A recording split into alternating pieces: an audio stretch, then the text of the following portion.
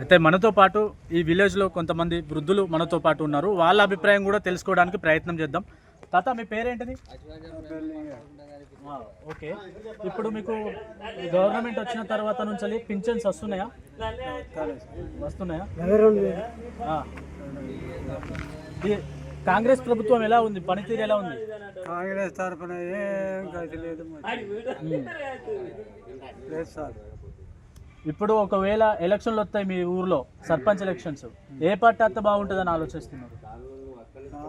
తెలంగాణ వస్తేనే మంచిది. అదే కేసీఆర్. కేసీఆర్. ఓకే. మీ పేరు తాత? ఓకే. ఇప్పుడు చూసినట్టయితే విలేజ్లో చాలా మంది అభివృద్ధి కార్యక్రమాలు జరుగుతున్నాయి. మీకేమన్నా అందినాయా? ఏం అందలే. గ్యాస్ లేదు, ఏది లేదు.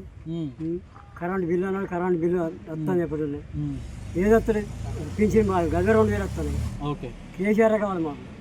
కేసీఆర్ కావాలి. ఇప్పుడు సర్పంచ్ ఎలక్షన్లు వస్తున్నాయి కదా, వాళ్ళ ఇప్పుడు ఆ ఎలక్షన్లో ఏ ప్రభుత్వం వస్తే బాగుంటుంది మీ విలేజ్లో? కేసీఆర్ రావాలి. కేసీఆర్. తాత మీ పేరు? రామచంద్రు.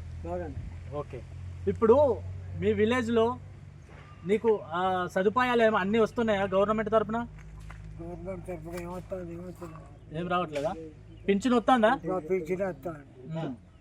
ఎంత 2000. ఇప్పుడు ఎలక్షన్లు వస్తాయి మీ ఊర్లో, ఏ ప్రభుత్వానికి తీసుకుందాం అనుకుంటారు సర్పంచ్ ఎలక్షన్లో? ఏ కాంగ్రెసా, బీఆర్ఎసా, బీజేపీ?